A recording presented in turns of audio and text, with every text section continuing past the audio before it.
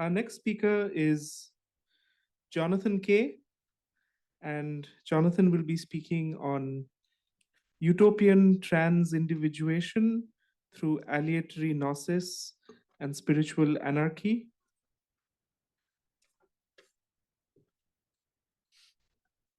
Jonathan is a transcultural musician and currently a PhD student in the Department of East-West Psychology at CIIS under the mentorship of Dr. Debashish Banerji.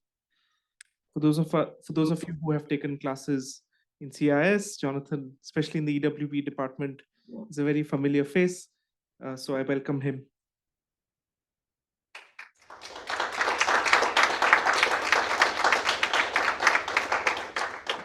Devdeep, it's a pleasure to be here. Thank you, Debashish.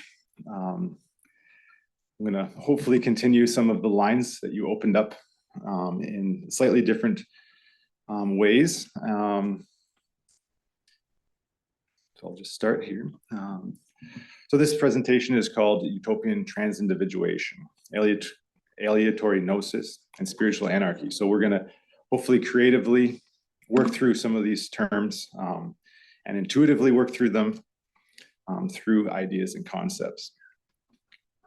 So Auroville was founded with the aim of integrating the social, political, and spiritual ideals of Sri Aurobindo, addressing thereby the effects of global capital and formulating a model habitus for the future. Louder. Is this better? Yeah. Perfect. Okay. So this involves overcoming the forces of the they through building a new polis of the we. Banerji states, the we must have an alternative telos of becoming, a will to universality and oneness through deep relationality and intense intimacy. Auroville has been set up with this kind of telos, end quote. So to explore these conditions, I will critically examine the epistemic closures of modernity and its humanist foundations based on ontological dualism, which has resulted in neoliberal subjectivities not capable of integrally thinking the relation between self and otherness, and specifically individual desire and collective interest. To do this, I will approach the notion of Gilbert Simondon's idea of transindividuation as a transduction between the metaphysics of Sri Aurobindo and Spinoza, and through the ideas of Deleuze and Guattari, and contemporary thinkers, Debashish and Etienne Balibar. This paper specifically develops upon Debashish's notion of self-exceeding transformation and metamorphosis. He calls integral posthumanism, which can be thought of as a creative and expressive praxis of building interfaces between the finite and the infinite. Still, okay.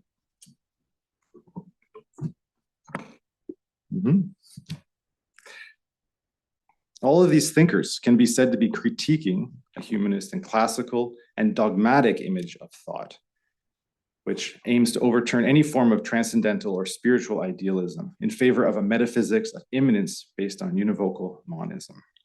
This is especially important in Spinoza, who creates a metaphysics to serve a radical goal of becoming to realize a new praxis of immanent ethics. According to Balibar, through Spinozan metaphysics, we can overcome our current paradigm of individualism versus holism or organicism, but also the opposite ways of understanding the human community itself, in which either intersubjectivity or civil society, interiority or exteriority is given primacy, end quote. I believe this perspective can help us build new concepts of the we, which are resonant with Sri Aurobindo's thought.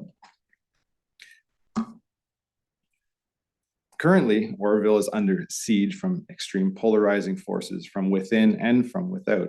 I believe that Auroville needs new strategies of individual praxis and structures of collective aspiration to strengthen its realization of unity in multiplicity in order to escape from overdetermination from the world market and from nationalism and fend off hegemonic forces weaponized by the nation state, such as this image of Auroville as a destination of New Age spiritual tourism. I will approach these questions through a metaphysical inquiry, focusing on the critical importance of how we need to think beyond the notions of what an ideal Aurovillian individual is, as opposed to what the ideal of Auroville is, but rethink this rather as a fundamental relation between these two things. I believe that the future of Auroville depends on the nature of this, into inquiring into this essential relation in itself, which is precisely the nature, I think, of integral yoga, and can be a key to understand what a Gnostic community may look like. Let's start with asking, what does Debashish mean when he speaks about Auroville as a we that must have an alternative telos of becoming? What may individual oneness, deep relationality, and intense intimacy mean? From where does one interpret such a phrase and such ideas? And how does our epistemic conditioning generate the horizons of possibilities in engaging with these ideas in themselves? I argue that the practice of these ideas from a humanist ontology is not sufficient to escape the perpetuation of neo-colonial hegemony or neoliberal subjectivity.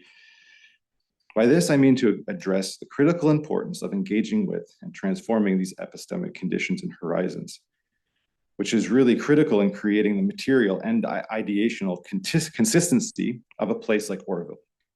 The rest of this paper will be engaging with these notions of universal oneness, deep relationality, and intense intimacy from this integral post-human perspective. And I would argue that integral yoga is precisely an ideal praxis which can overcome these limitations through facilitating ontogenesis on the condition that one is practicing yoga not as an individualistic will towards self-perfection, but as socially situated in a cultural and universal problematic. This is because one's notions of self-transformation are always reciprocally generated and therefore intimately tied to the history and fate of a collective transformation. I'm questioning fundamental structures of teleology here because the nature of this structure in itself limits one's projective, imaginative, and inventive capacities of self and soul making, as well as the world and civilization building. Most importantly, to me, it organizes, orders, and deploys time experience. When it comes to discussing new modes and models of contemplative and sustainable civilization, which can overturn the crisis of our current epoch, I believe that it is of central importance to address the question of how we can cultivate another time consciousness, such as Sri Aurobindo's Trikaladrishti, to generate new cultural potentials outside the time of digital and algorithmic capitalism. So according to Sri Aurobindo and the Mother, the foundation of any Gnostic community, such as Auroville, largely depends on the spiritual practice and realization of unity, but certainly not at the expense of multiplicity, understood as the multitude, based on the imperative of collectively becoming universal. To develop integrally, we need to address a collective praxis in a way that can equal what Sri Aurobindo calls supernature in life divine. Here, the Mother's words are important. And Debashish, who read this quote, I'll read it again because I'm going to take it into a slightly different place. A Gnostic community or supramental community can exist only on the basis of the inner realization of each of its members, each one realizing their real concrete unity and identity with all the other members of the community. That is, each one should feel not like just one member united in some way with all the others, but all as one within themselves.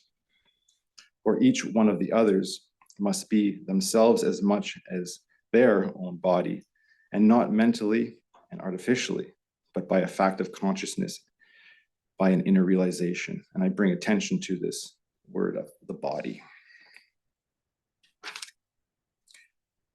Here, how the Mother speaks of a Gnostic community shows its very immanent and trans-individual nature. Clearly, there are striking convergences between the ideas of what I will speak of as transindividuation, the Gnostic community, the Spinozan question of bodies, and Sri Aurobindo's notion of supernature. So according to Gilbert Simondon, the transindividual is a systematic unity of individual individuation and collective individuation. The transindividual is not a collective individual. It accounts for both the relational and interdependent nature of individuation as a continual process and the irreducibility of the individual to the whole. On the other side, the transindividual can't be understood as merely a psychosocial, which is similar to Husserl's notion of intersubjectivity. Rather, it emerges from pre-individual metastable potentials as a relation between phases of being as cosmogenesis, genesis, and ontogenesis. Here is a beautiful quote by Debashish, which describes how the transindividual can be thought of as an invisible attractor or dark precursor and a non-teleological structure based on what he calls the unthought within the thought of our times. Quote, "The invisible ideal from the outside magnetizes our faculties to individuate collectively in its embodiment.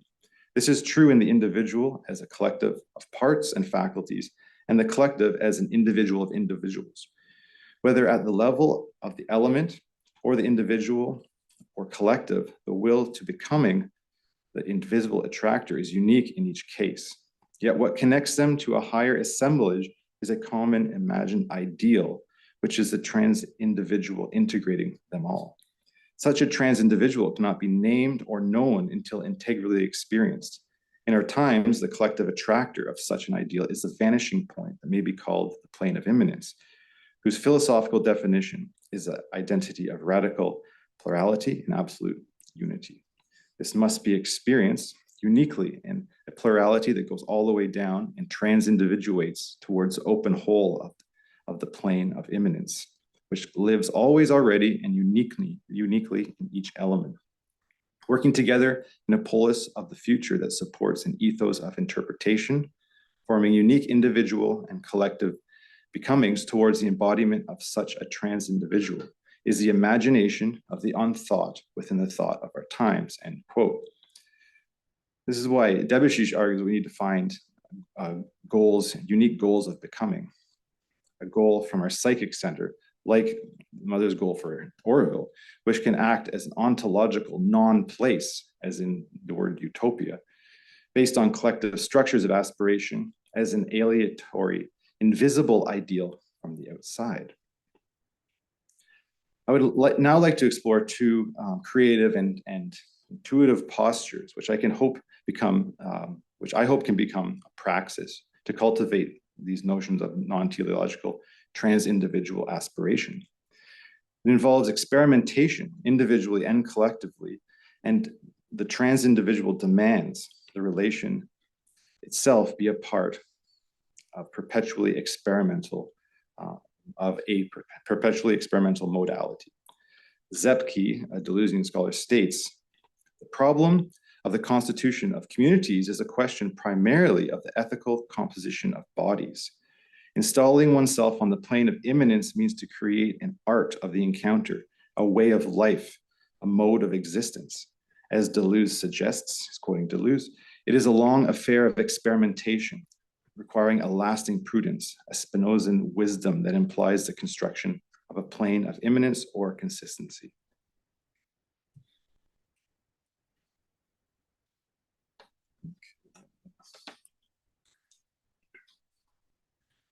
Jump ahead. Okay, here we go. So these two postures I propose can be thought of as modes of existence which work reciprocally together along two axes of transversality, verticality.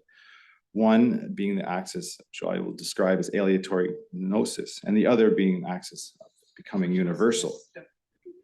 Thank you.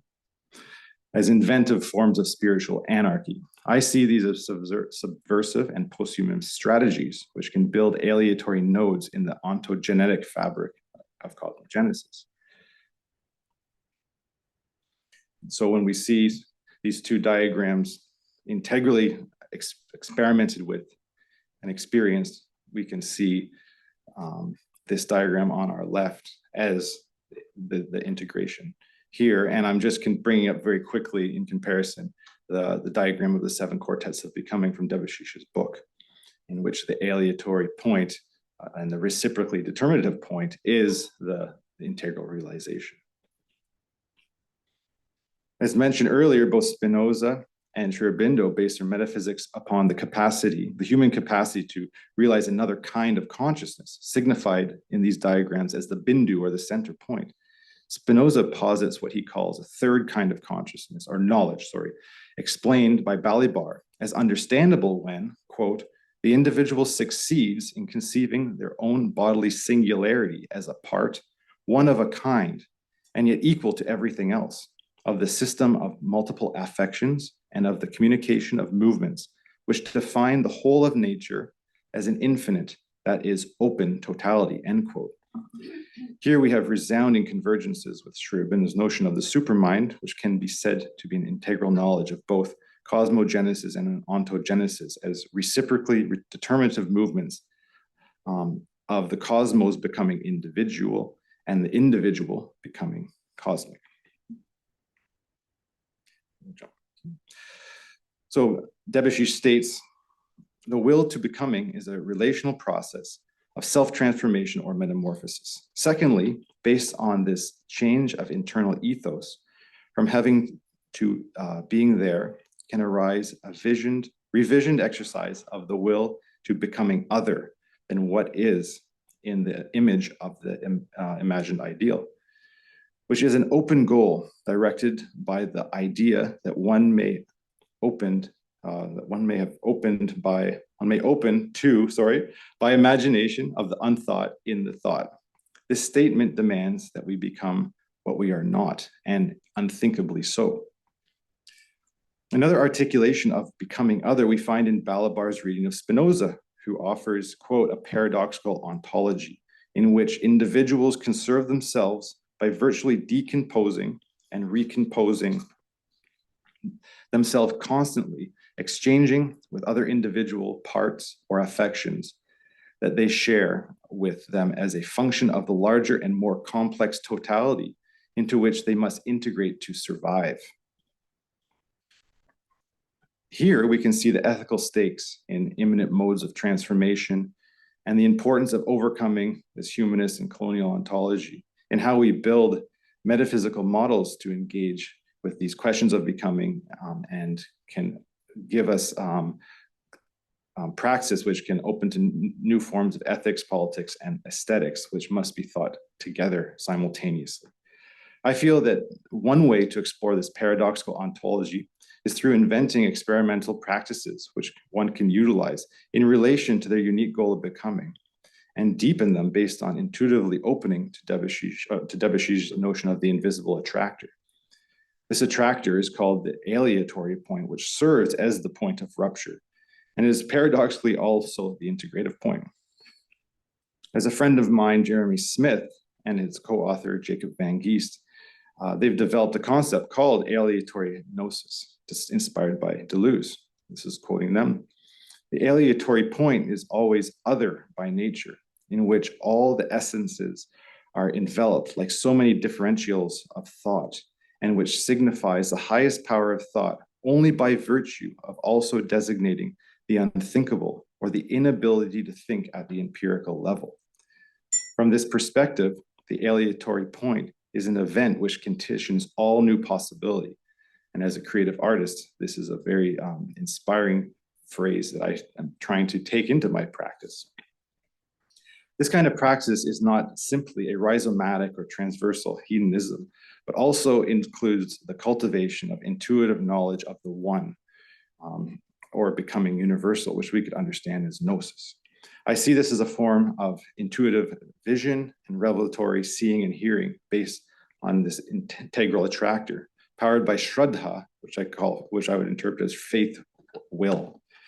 I feel that this is important to think of as the affective fabric of the transindividual aspiration. Here I'm suggesting that by yogic practice engaging in both axes, one can come to experience for themselves an integral consciousness which simultaneously knows the vertical and the horizontal, the one and the many.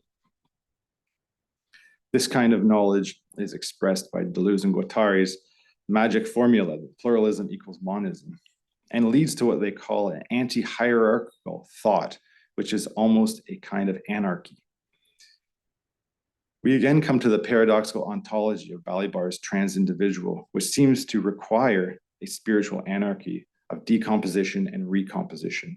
He says, quote, "We must proceed to the edge of the transindividual where it decomposes or tends to exceed itself by destabilizing the figures of individuality and of community it instituted, to identify the possibility for its transformation without importing an ideal alternative from the outside." To me, this is the crux of an immanent ethics based on anarchic creativity as the spiritual essence of transindividuation.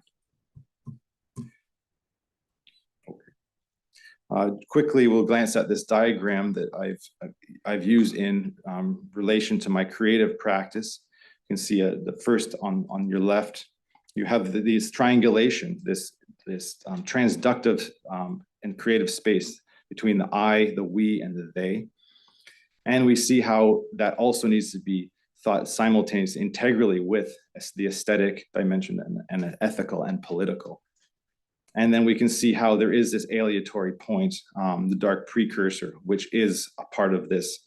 And it's not a linear time here. This is a diagram that is inviting a different type of time consciousness. So coming to the notion of utopian transindividuation. In the spirit of Auroville, I would like to conclude with Balibar's ideas of utopian transindividuation as an affirmation of an alternative non-teleological attractor, an attractor worthy of collective experimentation. Quote, "What I call a utopian transindividuality, wherein the logical formula of a double critique and ontology of the relation, neither individualist or atomist, nor collectivist nor organicist, gives way to a hypothetical double affirmation. The political meaning of this utopia would not be to imagine another world or to seek the restoration of a lost origin, but to stand permanently for the tendency, and better yet, the practical task that orients practice internally for human subjects in capitalism. A perhaps impossible task, but constantly on the agenda, or impossible to dispel." I'll leave it there. Thank you.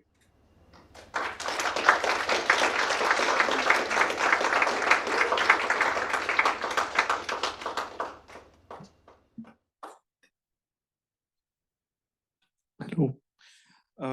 Thank you, Jonathan. We have time for a few questions.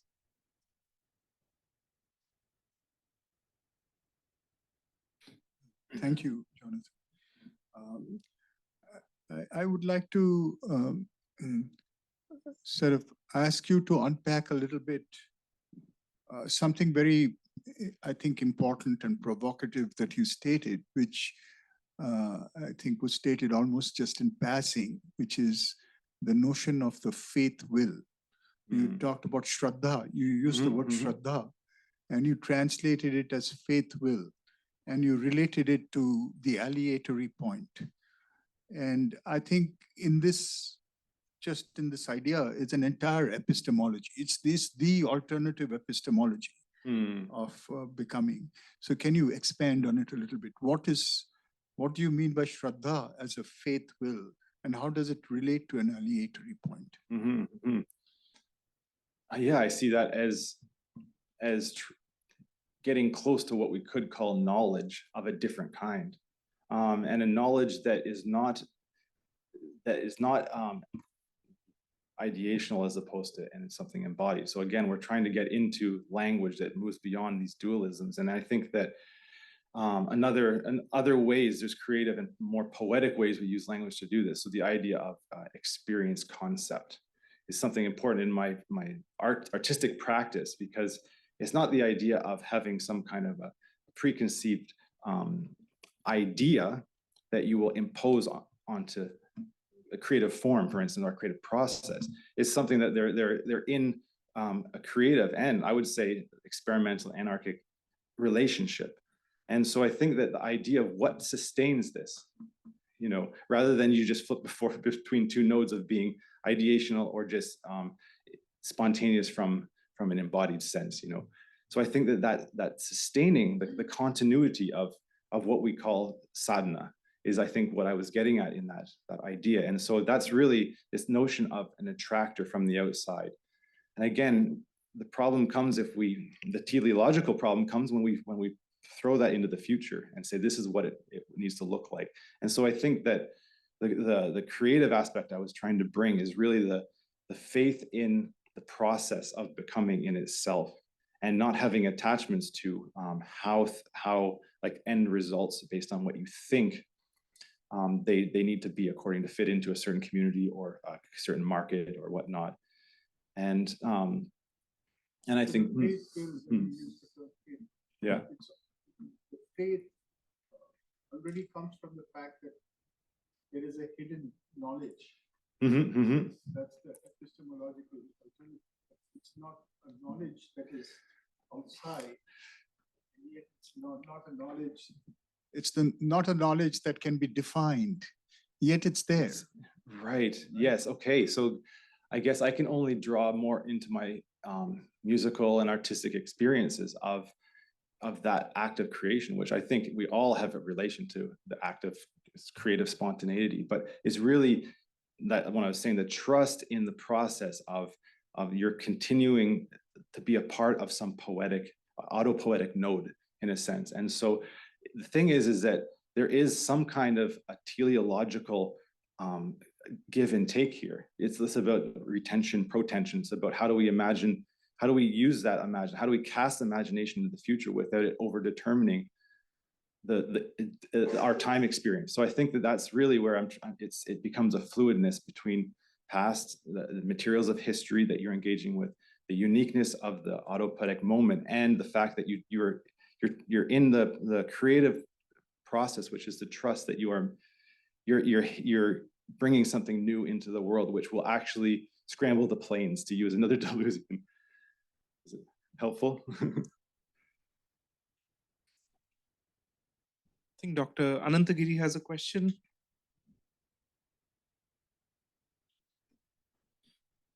Thank you, Jonathan, again with my heart. Now, possibly one link here is the whole reality and the vision of emergence. Just a linking thought, then I submit a few queries. Now, this whole engagement with transindividuation with Spinoza and that genealogy, in the spirit of the conference, also invites us for planetary realizations. Buddhism is a very important, locus of the transindividual, Patipacca Samupada. And a great Buddhist thinker and practitioner, Buddhadasa Bhikkhu, has written about practical codependent origination. And there is a link between Buddhism and Spinoza. And my respected teacher, Chittaranjan Das from Odisha, who wrote a thesis on Spinoza in Santiniketan, he provides this kind of links. About transindividuation is that, as you are suggesting, that as there is a challenge of transindividuation, there is also a challenge of transcollectivization, for lack of a better word. So therefore, how do we attend to the challenge of a transcollectivization through a process of what Alan Turing, the great sociologist, called subjectivation? About aleatory point, and I have just very quick themes to submit. About aleatory point, if aleatory points relates to aletheia, truth, then in terms of realizing it, I submit we need to think about aleatory circles and dances.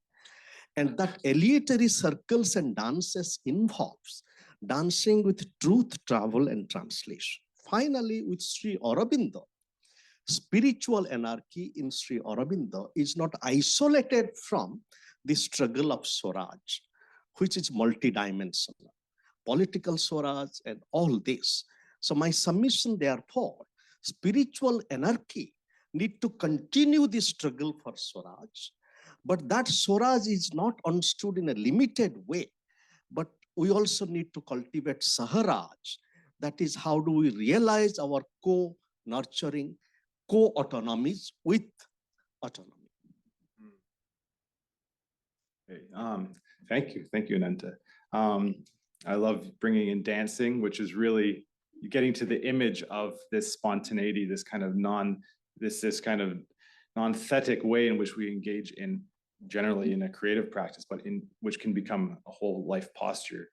So that makes a lot of sense to me in terms of how we can start to become in relation in these questions. And in term transindividuation as opposed to collectivization, you're bringing the differentiation there? No. Accompanying challenge of trans-collectivization. And that is, how does a collective transcend itself? And it is a process, also needs to think of it as a process.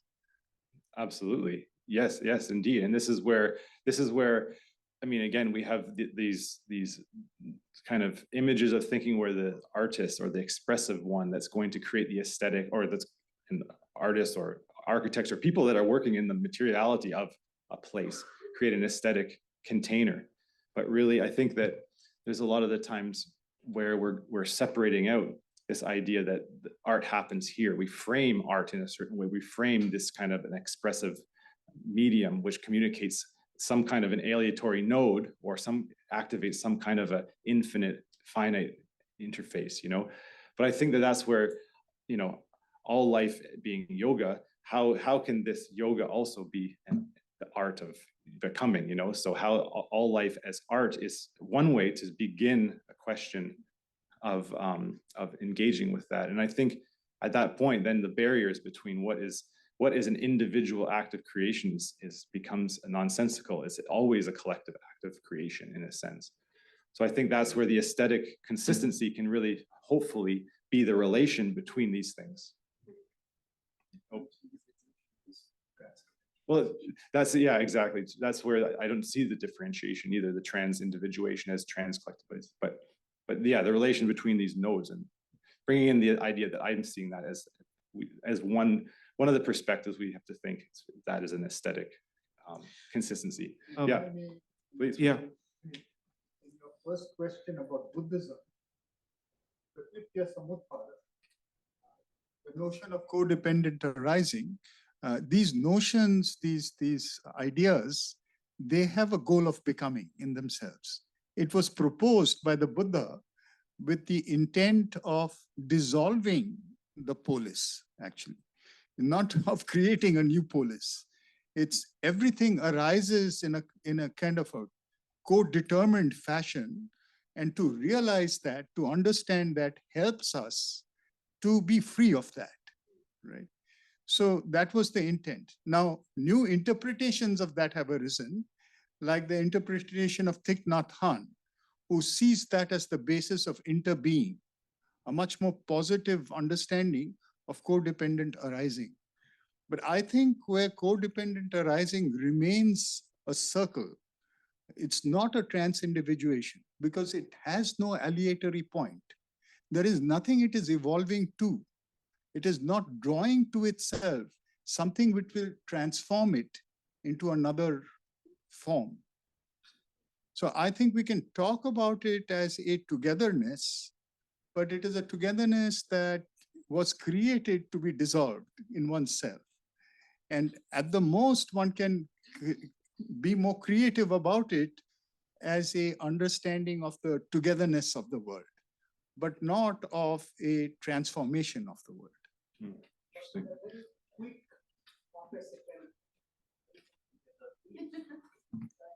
If we walk and meditate with Buddhadasa Bhikkhu, he is talking about practical codependent origination and the role that Buddhadasa Bhikkhu has played in democratization of Buddhism and the democratic struggle in Thailand.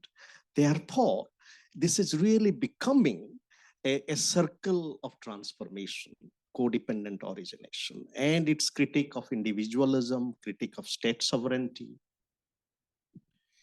So we have unfortunately time for just one last question, which is from one of our online participants. And for others, I request you to engage with Jonathan over lunch. So Peter Hoover has a question for you, Jonathan.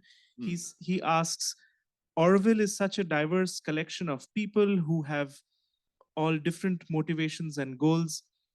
The systems you present are philosophical and subtle. How can these integral modalities be connected with the diverse spectrum of people in Auroville? I think in A little a closer. short sense. Yeah, thanks, Peter. Yes, I mean, how is this relatable in a way? Because we were unpacking a lot of very thick, rich terms here that I have used in my, that I've used in kind of relationship with my artistic practice, I guess. But I think that it's a matter of yes, we're going to have to sit, we're going to have to dance together, we're going to have to sing together and build together. And I think that as just in the same way in which Sri Aurobindo and the Mother presented very, very infinitely deep and rich ideas, this is just an endless question. And so I think that it's not all happening at once. It's kind of like we all need to take that jump together, but it's an experimental jump, and it's not all, we're not all jumping to the same place. That's the aleatory aspect of it. That's the utopian aspect. That it's the idea that we have faith that we are doing this as a collective structure, as an aspirational structure. And so I think that that's just one step at a time, but not everybody will relate to this type of language I'm using or even concepts. But I think that in the more broader sense, everybody in the world can engage with the idea of what do I do? How does it express this aspirational goal? In a place like Auroville, that's everybody can engage with that, and whatever capacity is taking that collective leap in a way into the utopic non-place. That's what I'd say.